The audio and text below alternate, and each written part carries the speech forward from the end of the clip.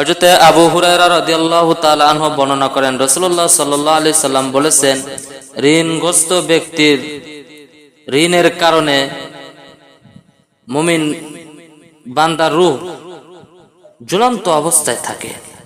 এই ক্ষণ পরিশোধ না করা পর্যন্ত এই অবস্থায় অব্যাহত থাকবে। তিরমিজি।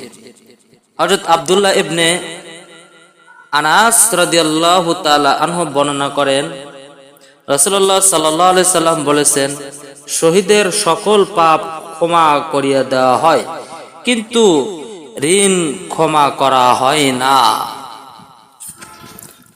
হযরতে সালামা ইবনে আকওয়া রাদিয়াল্লাহু তাআলা আনহু বর্ণনা করেন, রাসূলুল্লাহ সাল্লাল্লাহু আলাইহি সাল্লামের নিকট একটি জানাজা আনা হইল। তিনি যেন জানাজার নামাজে ইমামতি করেন। রাসূলুল্লাহ সাল্লাল্লাহু আলাইহি সাল্লাম জিজ্ঞাসা করলেন, মৃত ব্যক্তির উপর কি কোনো ক্ষণ আছে? মৃত্যুর সাথীরা জানাইল যে কোনো ক্ষণ নাই। রাসূল সাল্লাল্লাহু আলাইহি সাল্লাম জানাজার নামাজে পড়াইলেন। তারপর অন্য একটি জানাজা আনা হইল। তিনি জিজ্ঞাসা করলেন, মৃত ব্যক্তির উপর কি কোনো ক্ষণ আছে, ঋণ আছে? মৃত্যুর সাথীরা বলল, হ্যাঁ আছে। রাসূলুল্লাহ সাল্লাল্লাহু আলাইহি সাল্লাম সাহাবীদের বললেন, তোমরা তোমাদের সঙ্গীর জানাজার নামাজ আদায় করো।